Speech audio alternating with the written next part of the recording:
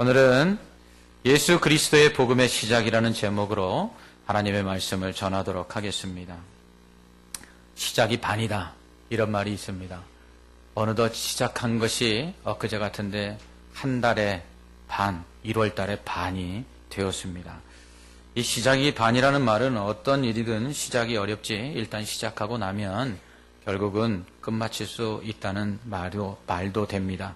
그러므로 일단은 시작하고 보는 것이 중요합니다. 아무리 많은 계획들을 가지고 생각한다 할지라도 시작하지 않으면 아무 소용이 없다는 것이죠. 작심 3일일지라도 일단 시작해 보시기 바랍니다. 이처럼 시작이 중요합니다. 영화나 드라마 또는 소설 등도 시작이 중요하죠. 시작이 앞으로 전개될 내용이 어떻게 될 것인지를 알 수 있는 중요한 포인트가 되기 때문입니다. 특히 영화의 경우 시작 부분을 보지 못하면 괜히 찜찜해서 영화를 다 보고 나서도 영화를 다 보지 못한 것 같은 느낌을 받게 됩니다. 그러므로 시작이 참 중요하죠. 마가복음 1장 1절은 하나님의 아들 예수 그리스도의 복음의 시작이다, 이런 말로 시작하고 있습니다. 마가복음은 우리가 구원 받기 위해서 우리가 믿어야 될 예수 그리스도, 우리를 구원하시기 위해서 이 땅에 오신 예수 그리스도의 그 탄생과 사역 그리고 일생에 대해서 기록하고 있는 책입니다. 이러한 책을 우리가 복음서라 부르죠. 그래서 마태, 마가, 누가, 요한복음, 이 네 권의 복음서들은 예수님의 일생과 그 사역에 대해서 기록하고 있는 책들입니다. 그 중에서 가장 먼저 기록된 책이 마가복음입니다. 마가복음은 예수님의 제자였던 마가가 아니라 바울이 1차 전도 여행 때 함께 데리고 갔던 바나바의 조카 마가입니다. 그가 1차 전도 여행 중에 예루살렘으로 그냥 아무 이유도 없이 돌아오는 바람에 2차 전도 여행을 떠날 때에는 바울이 마가를 데리고 가기를 원치 아니해서 바나바와 다투지요. 그로 인해서 바나바는 조카 마가를 데리고 또 바울은 실라를 데리고 따로 전도 여행을 떠납니다. 그러나 후에는 바울이 내게 마가만 남았다, 이렇게 말할 정도로 바울의 충성된 동역자가 되어서 일생을 같이 사역하게 됩니다. 또한 마가는 베드로의 통역으로서 베드로의 사역을 도왔습니다. 그래서인지 마가복음은 그 논리적인 흐름과 전개가 사도행전 10장 34절로 43절에 기록되어 있는 그 베드로의 설교와 유사합니다. 이러한 이유 때문에, 그리고 또 초대 교부들의 증언으로 인해서 마가복음은 마가 요한이 기록하였다라고 지금까지 인정되고 있습니다. 이러한 마가복음 1장 1절은 예수 그리스도의 복음이 어떻게 시작되는지를 밝히고 있습니다. 먼저 예수님은 하나님의 아들이다, 이렇게 말합니다. 하나님의 아들. 예수님은 성령을 통해서 동정녀 마리아에게 태어나셔서 사람이 되셨습니다. 하지만 예수님은 사람인 동시에 하나님이십니다. 그러므로 많은 기적과 능력, 죄를 사하는 권세, 죽은 자를 살리고 귀신을 쫓아내는 이러한 기적들을 베푸신 것이죠. 또한 하나님이시기에 죄가 없는 인간으로서 완전한 속죄의 제물이 되심으로 우리를 구원해 주셨습니다. 또한 예수님은 그리스도이십니다. 그리스도는 기름 부음 받은 자란 뜻인데요, 메시아와 같은 의미를 가지고 있습니다.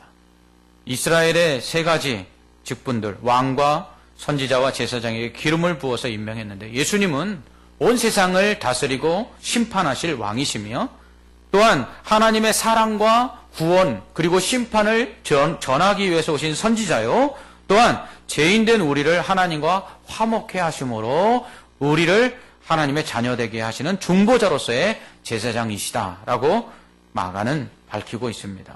이러한 하나님의 아들이시며 그리스도이신 예수님을 믿을 때 우리가 구원을 받는데 이것이 복음이죠.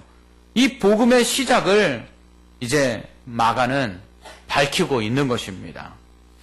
이처럼 우리를 구원하기 위해 이 땅에 오신 하나님의 아들이시요, 또 그리스도로서 이 땅의 왕이시요, 또 선지자시요, 제사장이신 이 예수님이 이 땅에 오셨다라고 말하면서 마가는 그 시작을 예수님이 마태복음에서처럼 어떤 예언을 통해서 태어나셨거나 아니면 아브라함과 또 다윗의 후손으로 태어나셨거나 아니면 천사의 예언을 받아 죄를 사하시고 구원하실 자로 오신 임마누엘의 하나님이시다. 뭐 이렇게 예수님에 대해서 직접적인 언급을 통해서 시작하지 아니하고요. 이사야서에 예언된 말씀이 성취되었다라는 것으로 시작하고 있습니다. 이사야 40장 3절은 외치는 자의 소리여 이르되 너희는 광야에서 여호와의 길을 예비하라. 사막에서 우리 하나님의 대로를 평탄케 하라. 이렇게 말씀합니다. 여기서 외치는 자의 소리, 광야에서 여호와의 길을 예비할 자는 바로 구원하실 예수 그리스도의 앞에 와서 그 예수님께서 구원자로서 이 땅에 오셨음을 전할 바로 세례 요한을 의미합니다. 외치는 자, 광야에서 여호와의 길을 예비할 자가 바로 세례 요한이죠. 그는 예수님과 친척이었습니다. 마리아, 예수님의 어머니 마리아와 사촌이었던 엘리사벳과 제사장 사가랴 사이에서 태어났습니다. 예수님보다 6개월 먼저 태어났고요. 이사야의 예언처럼 광야에서 지냈습니다. 그러면서 낙타 털옷을 입고 허리엔 가죽들을 띠고 음식은 메뚜기와 석청을 먹었습니다. 또한 그는 죄사함을 받게 하는 회개의 세례를 전파하면서 요단강에서 물로 사람들에게 세례를 줬습니다. 하지만 나보다 뒤에 오시는 이는 능력이 많으셔서 나는 그의 신발끈을 풀기에도 감당할 수 없다. 이렇게 말하면서 나는 물로 세례를 베풀지만 내 뒤에 오시는 이는 성령으로 세례를 베풀 것이다. 이렇게 전합니다. 왜 마가는 마태복음처럼 인류의 죄를 구원하시기 위해서 오신 예수님에 대해서 예수님의 탄생이라든가 예수님의 어떠한 그 탄생에 대한 예언이라든가 이 직접적인 예수님에 대한 언급이 아니라 왜 세례 요한으로부터 시작하고 있는 것일까요? 그것은 바로 세례 때문입니다. 마가복음은 하나님의 아들이시오 그리스도이신 예수께서 세례 요한에게 세례를 받으시는 사건으로 시작을 합니다.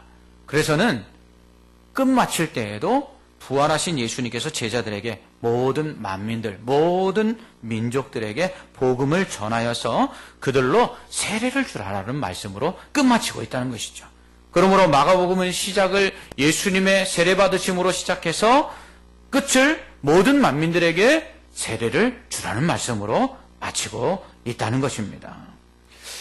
마태복음 28장에서도 예수님은 부활하신 제자들에게 세례를 주라 이렇게 명령하시죠. 모든 민족으로 가서 제자를 삼아 아들과 아버지와 성령의 이름으로 세례를 베풀어서 내가 너희에게 분부한 모든 것을 가르쳐 지키게 하라 이렇게 말씀합니다. 왜 마가는 예수 그리스도의 복음을 시작하면서 세례 요한의 세례로 시작해서 예수님께서 세례를 주라는 이 말씀으로 마치고 있는 것일까요? 그것은 이 예수님의 사역과 예수님이 받으신 세례가 뗄래야 뗄 수 없는 이 깊은 관계가 있기 때문이며 또한 예수님이 그 세례 받으신 것처럼 이 믿는 자들에게 세례가 얼마나 중요한가 그것을 우리에게 가르쳐 주기 위함입니다. 먼저 예수님께서는 왜 세례 요한에게 세례를 받으셨을까요? 그 이유를 알기 위해서는 무엇보다 먼저 세례가 무엇인지를 알아야 합니다. 이 세례라는 것은 물속에 들어가거나 아니면 물을 뿌림으로써 예수 그리스도를 주로 고백하는 사람들이 예수 그리스도와 함께 죽고 예수 그리스도로 말미암아 새 생명을 얻었음을 체험하는 이 그리스도와의 연합을 상징하는 예식입니다. 그래서 물에 잠기거나 물을 뿌림으로써 이것을 행하는데요. 헬라어로는 이 밥티스마라는 단어를 쓰는데 물에 잠그다, 물로 씻다 또는 비유적으로 온몸에 충만시킨다라는 의미를 가지고 있습니다. 세례는 물속에 이렇게 들어가는 것을 통해서 옛사람이 죽고 또 물 밖으로 나오면서 이 호흡을 통해서 새 생명을 얻게 되는 것을 몸으로 체험하는 예식이죠.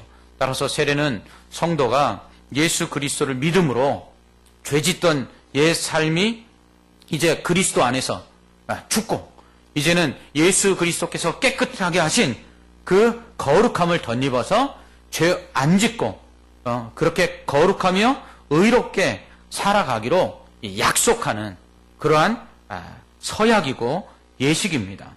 그렇기 때문에 이 예수 그리스도를 상징하는 이 물로서 물 속에 들어가 죽고 또 물 밖으로 나와 삶을 통해서 예수 그리스도 안에서 죽어 새 사람으로 거듭나는 중생의 이 은혜를 체험하는 예식이기도 합니다.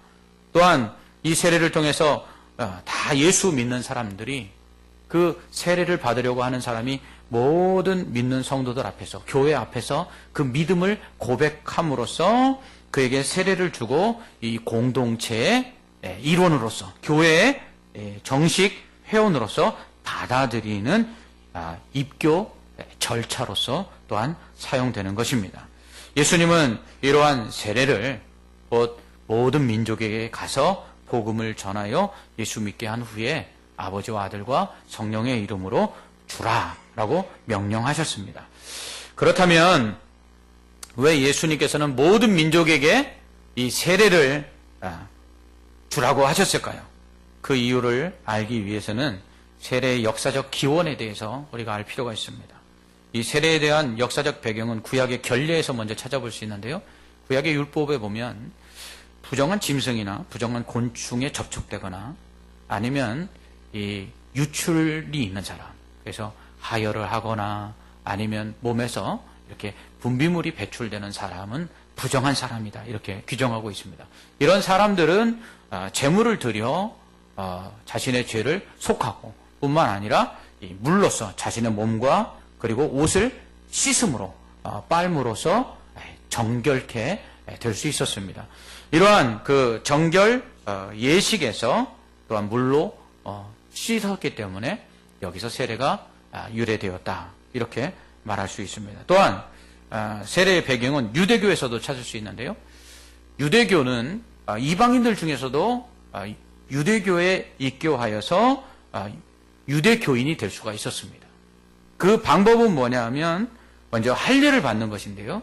할례를 받은 후에 이 상처가 아물 때쯤 흐르는 물 가운데 이 개종하려고 하는 할례받은 이방인을 세워놓고 이 율법책을 읽어줍니다. 그런 다음에 이 사람을 물에 잠갔다가 다시 올려주면 이 사람이 완전한 유대인이 되는 것입니다. 또한 세례 요한의 세례가 기독교 세례의 기원이 됩니다. 요한은 세례를 메시아의 임박한 그 오심, 그리고 그 예수 그리스도로 말미암은 제사함, 그리고 예수 그리스도로 말미암은 구원을 이제 받는 이 상징으로서 세례를 받도록 했습니다. 그래서 세례 요한의 세례는 회개와 죄를 자복하는 세례였습니다. 그래서 사람들이 죄를 자복하고 회개하면서 세례 요한 앞에서 세례를 받음으로써 이 세례 요한은 예수 그리스도 앞에 이제 앞으로 예수 그리스도가 오시면 바로 그분이 그 죄를 자백하는 자들에게 죄를 용서해 주실 것이다 라는 것을 전파한 것입니다. 또한 신약은 구약의 노아 홍수 사건이나 또 홍해 사건, 그리고 요단강을 건넌 이 사건 등을 세례로 해석합니다. 곧 그들이 그 홍수 사건으로 인해서 물로 인해서 심판을 받았잖아요. 그래서 죄 지은 사람들이 다 죽었죠. 그리고 노아의 가족들만 구원을 받았습니다. 홍해 사건을 통해서 그들이 이전에 종살이하던 삶에서 이제 나와서 이제 하나님의 율법을 가지고 지키며 이제 하나님의 약속의 땅으로 가서 하나님의 백성으로 나아가기 위해서 이 홍해를 건너갑니다. 또한 그러나 그랬던 홍해를 건넌 사람들이 다 하나님 앞에 불순종함으로 광야에서 죽고, 이 광야에서 태어난 새로운 사람들이 이제 하나님 앞에서 할례를 받고 이제 가나안 땅에 들어가서 하나님의 율법대로 순종하며 살기로 다시 한번 다짐하면서 이전에 광야에서의 불순종하던 삶에서 벗어나 이 순종하는 삶으로 나아가기 위해서 홍해를 건너는 이 사건들, 이것들을 세례로 해석합니다. 즉 세례라는 것은 무엇이냐 하면 이전에 죄의 종살이하고, 그리고 이전에 하나님의 말씀에 불순종하고, 이전에 하나님을 알지 못하던 삶에서 이제 하나님을 알고 하나님의 말씀에 순종하고, 그리고 하나님을 기쁘시게 하는 그러한 하나님의 백성으로서 나아가기 위해서 이전의 삶과의 단절을 의미하는 것이죠. 그래서 홍수 사건이나 홍해 사건이나 요단강을 건너는 사건은 이전의 삶과는 완전히 변화된 새로운 삶을 살아가는 것을 의미하는 것입니다. 그러므로 세례라는 것은 세례를 받은 다음에는 이전에 내가 죄짓고 살던 삶, 이전에 세상에 물들어 살던 삶, 이전에 세상과 타협하며 하나님 말씀에 불순종하며 살던 삶에서 이제는 죽고 새롭게 태어나서 하나님께 순종하며 하나님의 영광을 돌리며 살기로 서약하는, 그것이 바로 이 세례라는 것입니다. 그러나 구약의 정결 예식에서 유래가 됐든지 유대교의 입교 의식에서 유래가 됐든지 세례 요한의 세례에서 유래가 됐든지 간에 중요한 것은 이 물로 세례를 받는 그 자체가 죄를 깨끗하게 하는 죄사함의 능력이 없다는 사실입니다. 물로는 죄를 씻을 수가 없어요. 만약에 그렇다면 죄 짓고 목욕 한번 하면 되지요. 죄는 하나님께서 그 죄를 자백하고 회개하는 자에게 하나님이 용서해 주실 때만 사함을 받을 수 있는 것입니다. 죄를 회개하는 자에게 물로 세례를 준 것은 물로 씻어서 죄를 사해 주는 것이 아니라 죄를 자백하고 회개하여 하나님께서 그 죄를 용서해 주셨다라는 표를 주는 것입니다. 그러므로 죄 사함을 주는 권세가 세례 자체에 있는 것이 아니라 회개하고 이미 죄 사함을 받은 자에게 거룩한 삶을 살기로 결단했을 때에 그 죄가 사함 받았다라는 증거로서 공동체의 일원, 교회의 일원이 되었다라는 이 표로서 이 물세례를 주는 것이죠. 그래서 세례 요한은 자신은 물로 세례를 베풀지만 뒤에 오시는 예수님은 성령으로 세례를 베풀 것이다, 이렇게 말한 것입니다. 만약 물세례 자체가 죄를 사하는 권세가 있었다면 예수님께서 오셔서 성령으로 세례를 베푸실 이유가 없으셨겠죠. 그러므로 물세례는 그런 의미에서 완전한 세례가 아닙니다. 그렇다면 성령으로 세례를 베푸신다는 의미는 무엇일까요? 즉 성령으로 베푸는 세례, 이것은 물세례와 어떤 차이가 있을까요? 요한복음 3장 5절에서 예수님은 물과 성령으로 거듭나지 않으면 하나님 나라에 들어갈 수 없다, 이렇게 말씀하셨어요. 이 물과 성령으로 거듭나지 않으면 이라는 이 말씀을 많은 사람들이 물은 물세례를 의미하고 성령은 성령세례를 의미하는 것으로 해석합니다. 그러나 그것이 아니라 이 물은 성령이라는 단어를 설명해주고 있는 말입니다. 즉 성령이 죄를 씻는 것이 아니라 성령을 통해서 믿음으로 말미암아 죄 씻음을 받을 수 있다라는 것을, 마치 물로 씻으면 이 더러운 것이 씻겨져 내려가는 것처럼 성령을 통해서 예수 그리스도를 믿을 때 우리의 죄가 깨끗이 씻어서 내려갈 수 있다라는 것을 말하고 있는 것입니다. 또한 마태복음 3장 11절에서 세례 요한은 그의 성령과 불로 너희에게 세례를 베푸실 것이요 라고 말합니다. 이때에도 이 불 역시 물과 성령으로 거듭나야 할 때 그 물이 성령을 설명하는 것처럼 불도 성령을 설명하고 있는 것입니다. 이 오순절 120명의 성도들이 모여서 기도할 때 성령이 강림하죠. 이때 성령이 급하고 강한 바람 소리와 함께 임하시는데요, 성도들의 머리 위에 불의 혀 같은 형상으로 임합니다. 불의 혀가 뭐죠? 불꽃입니다. 불꽃 같은 모양으로 임해요. 왜 성령이 불과 같이 성도들에게 임했을까요? 그것은 불이 가지고 있는 성경에서 말하는 의미들 때문입니다. 불은 연단의 도구입니다. 불로써 이 순금을 만들고요, 불로써 더럽고 부정한 것들을 다 녹아내려서 깨끗하게 하는 것이죠. 이사야 선지자가 하나님을 본 후에 나는 입술이 부정한 백성 중에 있어서 죽게 되었다라고 얘기할 때 제단 숯불을 가져다가 그 입술에 대어서 정결케 하십니다. 이처럼 불은 모든 더러운 불순물들을 제거하고 깨끗하고 순수하게 만드는 이 능력이 있는 것이죠. 성령은 바로 그런 것이라는 것입니다. 성령은 물처럼 우리의 죄를 씻어내릴 수 있도록 만드실 뿐만 아니라 성령은 우리의 죄와 더러운 것들이 우리 안에서 다 빠져나가고 순수하고 깨끗한 정금과 같은 거룩한 상태가 되도록 만드는 하나님의 영이시라는 것입니다. 이처럼 성령은 예수 그리스도의 십자가의 대속의 은혜와 주님의 거룩하신 의를 믿는 자들에게 물처럼 그 죄를 깨끗하게 씻어주시고, 그리고 불처럼 그 더럽고 추악한 것들을 다 빼내어 순수하고 정결하게 하는 능력이 있다는 것입니다. 그러므로 예수님께서 성령으로 세례를 베푸신다는 것은 성령을 통해 예수 믿는 사람들이 그 죄가 물로 씻음받은 것처럼 깨끗해지고 불 가운데 연단되어 더럽고 추악한 모든 것들이 다 빠져나가고 순수한 정금처럼 거룩해지고, 그리고 단련하여 강건해지고 굳건해지도록 만든다는 의미를 갖는 것입니다. 물로 세례를 받으면 물이 몸을 깨끗이 씻어주듯이 죄로부터 깨끗함을 받는 이 경험을 하게 됩니다. 그러나 실제로 죄 씻음을 받고 깨끗하고 거룩하게 되는 것은 예수님을 믿는 것이죠. 이 예수 그리스도를 믿음으로 말미암아 예수 그리스도의 십자가의 죽으심을 통해서 우리의 죄가 물로 씻김을 받고 불로 정결케 되는 것과 같은 이 체험을 하도록 하는 것이 바로 성령이라는 것입니다.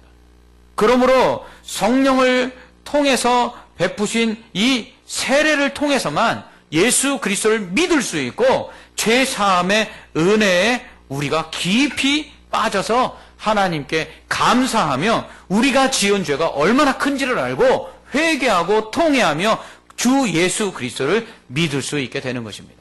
그리고 성령이 우리 안에 역사하셔야지만 우리가 새로운 사람이 되어서 죄 짓던 옛 사람이 얼마나 하나님을 아프게 하며 그것이 얼마나 우리에게 고통스러운 거예요. 죄를 짓는 우리의 삶이 얼마나 우리를 힘들게 하는 것을 깨닫고 예수 그리스도로 말미암아 우리에게 임할 그 심판이 아닌 구원을 바라보면서 나아가도록 만들어준다는 것입니다. 세례 요한은 이러한 성령 세례를 물 세례를 통해서 미리 경험하도록 하기 위해서 물로 세례를 베푼 것입니다.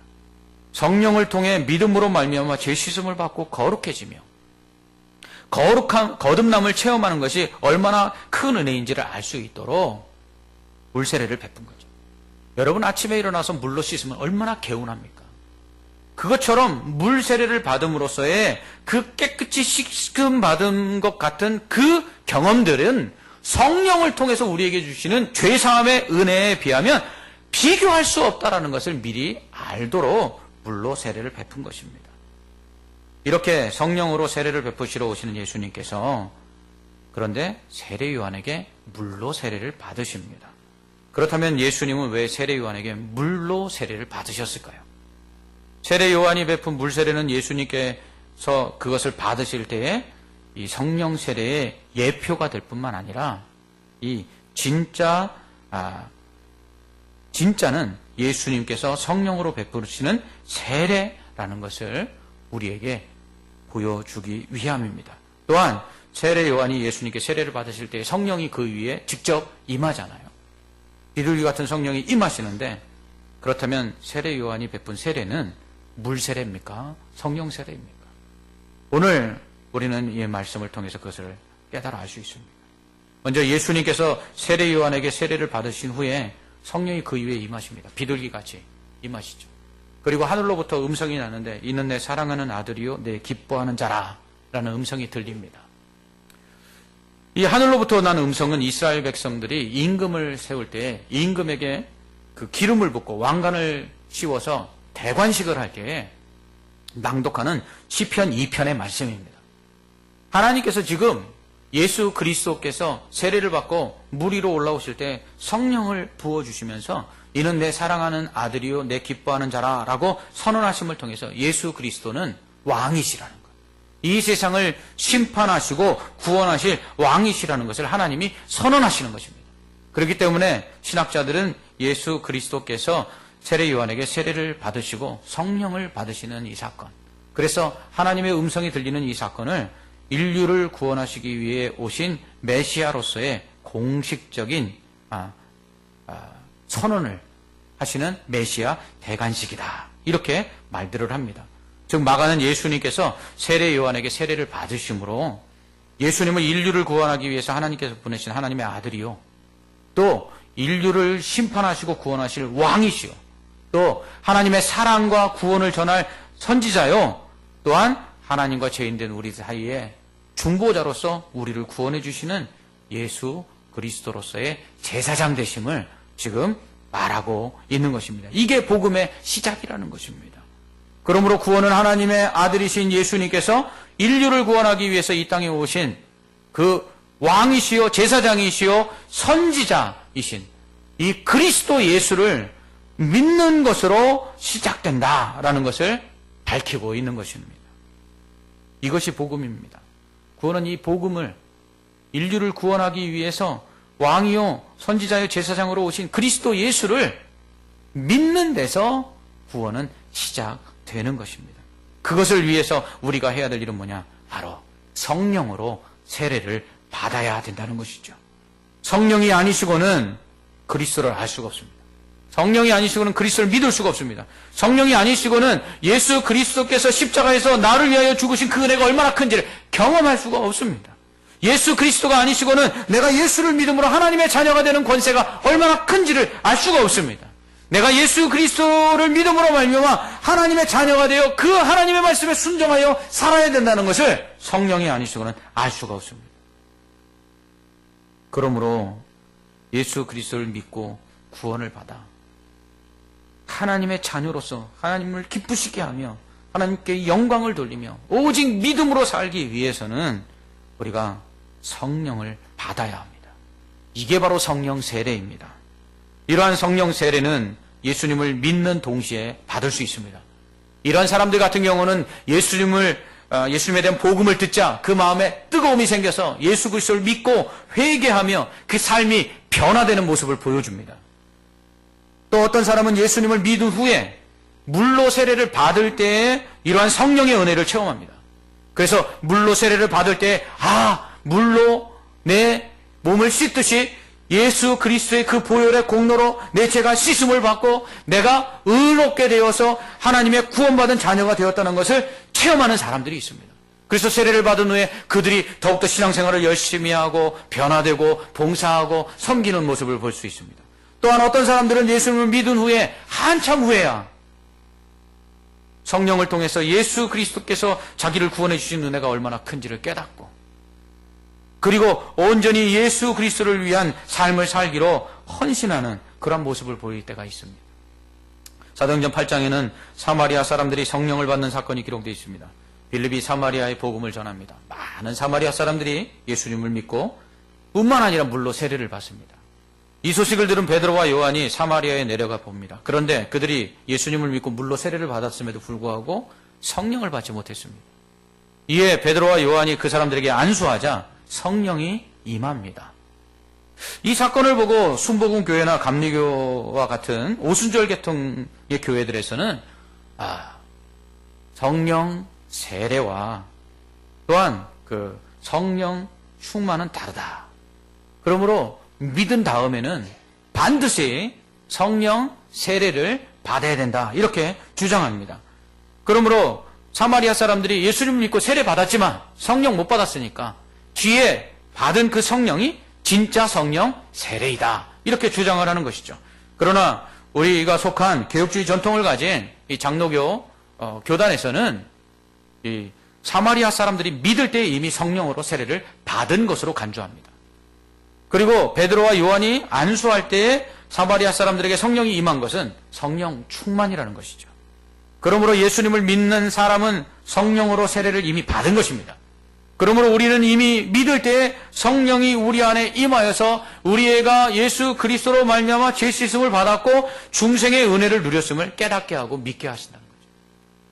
단지 예수 그리스도가 유일한 구원자요 영생을 주시는 분이시요 우리를 하나님의 자녀가 되게 하시는 권세를 가지신 분이시요 주님으로 인해 우리의 죄를 사함받았고 새롭게 태어난 새 사람이 되었다는 것을 진정으로 깨닫는 것이 마음으로 이것을 깊이 체험하는 것이 바로 성령 충만이다라고 우리는 이야기한다는 것입니다. 그러므로 성령의 세례를 받아서 예수 그리스도가 누구신지를 알고 내가 죄인이라는 걸 알고 예수 그리스도께 죄를 회개하고 그리고 믿음으로 구원을 받는 것, 이게 성령 세례를 받은 것입니다. 그러나 문제는 우린 자꾸 이것을 잊어간다는 것입니다. 믿고 세례를 받았음에도 불구하고 내가 예수 그리스도로 말미암아 받은 그 십자가의 그 구원이 얼마나 큰지를 잊어간다는 거예요. 하나님의 자녀가 되어 하나님을 아버지라 부를 수 있는 이 특권이 얼마나 우리에게 놀랍고 큰 은혜인지를 잊어간다는 거예요. 하나님이 주신 사명보다 이 세상에 먹고 마시고 입는 것이 우리의 삶에 더 우선순위가 되어감에도 불구하고 우리가 누군지를 잃어간다는 거예요. 그러면서 하나님이 주신 사명은 뒤로 한 채 세상의 헛된 것을 쫓아 살아간다는 것입니다. 믿고 세례를 받았음에도 불구하고 성령이 우리 안에서 예수 그리스도가 누구신지를 증거하고 예수 그리스도 없이는 우리가 구원받을 수 없으며 예수 그리스도로 말미암아 구원받은 은혜가 얼마나 큰지를 알고 예수를 믿었음에도 불구하고 그 은혜를 기억하지 못하고 살아간다는 것이죠. 왜냐? 성령 충만하지 않기 때문입니다. 성령이 충만하지 않으니까 우리 안에 이러한 은혜를 잃어가요. 어떤 사람들은 군대에서 세례를 받습니다. 초코파이 때문에 세례를 받죠. 그리고서는 이것이 자기가 뭘 받았는지도 모릅니다.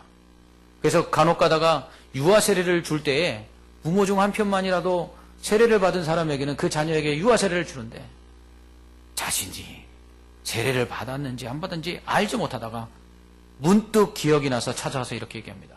군대에 있을 때 제가 뭘 받은 것 같기는 하는데 무엇입니까? 성령으로 예수 그리스도를 진정으로 믿고 구원받지 못하면 이것은 성령 세례를 받지 못한 것입니다. 그러한 사람들에게 물세례는 그저 초코파이를 먹기 위한 이벤트에 불과한 것이죠. 그런 사람들은 자신이 누구인지를 알지 못합니다. 자신이 어떠한 죄인이며 예수 그리스도의 십자가의 그 구원의 공로가 아니고서는 절대로 구원받을 수 없는 흉악무도한 죄인이라는 것을 깨달을 수 없습니다.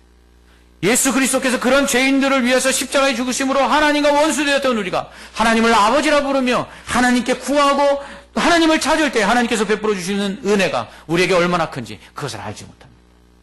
그러므로 하나님을 예배할 줄도 모르고 기도할 줄도 모르고 그리고 하나님의 사명을 감당할 줄도 모릅니다. 그러므로 성령으로 말미암아 성령의 세례를 받아서 예수 그리스도가 누구이신지를 믿고 적어도 내가 예수 그리스도로 말미암아 죄사함을 받아 구원을 받고 천국에 가서 영생을 누린다는 사실을 아는 사람이라면 성령 충만을 받아야 합니다. 이 성령 충만이 있을 때 우리는 우리가 누군지를 압니다. 예수 그리스도께서 세례를 받으시고 그 세례 가운데 성령이 임하실 때 하늘로부터 이런 음성이 들립니다. 이는 내 사랑하는 아들이요 내 기뻐하는 자로다. 예수님께서는 세례 요한에게 물세례를 받으시면서 그 예수 그리스도께서 주실 성령 세례가 무엇인지를 우리에게 보여주신 것입니다. 곧 우리가 성령으로 세례를 받고 우리 안에 성령이 충만할 때 하나님이 내 사랑하는 사람, 내 기뻐하는 자라라고 우리를 부르시는 그 음성이 들려온다는 사실입니다. 그 예수 그리스도가 이 흉악한 죄인된 나를 얼마나 사랑하셔서 십자가에 죽으셨는지, 그 하나밖에 없는 독생자도 십자가에 내어 죽이시기까지 하나님이 나를 얼마나 사랑하시는지, 그리고 그렇게 구원하신 나를 얼마나 기뻐하시는지, 그래서 그 하나님의 자녀된 내가 하나님 앞에 부르짖을 때 가장 좋은 것으로 우리에게 응답하신다는 것을 우리로 알게 되는 것입니다. 또한 이렇게 아무 공로 없고 아무것도 할 수 없는 죄인된 우리를 하나님께서 사랑하셔서 우리에게 사명을 주시고 그 사명을 감당하여 하나님께 영광을 돌릴 수 있게 하신다는 이 사실을 깨닫고 내가 산 것도 주님 때문이요, 그러므로 이제는 사나 죽으나 주를 위해서 살고 죽겠다고 고백하며 사명을 감당할 수 있는 것입니다. 그러므로 우리는 성령으로 시작했습니다. 그러므로 우리는 2017년도 성령 충만한 가운데 시작해야 합니다. 이 성령이 충만할 때에 우리 안에 하나님의 사랑이 얼마나 큰지, 하나님께서 우리에게 베푸시는 은혜가 얼마나 큰지, 우리의 자녀됨이 얼마나 큰 특권인지, 자녀된 우리가 부르짖을 때 하나님이 어떻게 역사하시는지, 우리가 죄짓지 아니하고 거룩하게 살 때 하나님께 얼마나 큰 영광을 돌리는지 우리가 깨달아 알게 될 것입니다. 뿐만 아니라 성령으로 시작하여 성령 충만한 가운데 이 2017년도를 달려갈 때 하나님께서 성령의 그 능력과 기적을 통해서 우리에게 베푸시는 놀라운 일들을 체험하며 그로 인해서 하나님 앞에 더욱더 감사하며 영광 돌리는 일들이 우리 안에 넘쳐날 줄 믿습니다. 기도하겠습니다. 사랑의 하나님 아버지 감사합니다. 2017년도를 시작하였습니다. 성령으로 시작하게 하여 주시옵소서. 예수 그리스도의 성령으로 예수를 믿기 시작하여 예수 그리스도께서 주시는 그 성령의 충만함으로 인하여 날마다 우리가 얼마나 하나님의 사랑을 받는 하나님의 귀한 자녀이며 우리에게 주신 사명이 얼마나 귀한 것이며 우리가 하나님을 기쁘시게 할 때 하나님께서 얼마나 우리에게 놀라우신 은혜와 복을 주시는지 깨닫게 하셔서 성령으로 시작한 2017년도 성령의 역사하신 가운데 하나님이 주시는 풍성한 은혜와 감사가 넘쳐날 수 있는 복된 한 해가 되게 하여 주시옵소서. 예수 그리스도의 이름으로 기도합나이다. 아멘.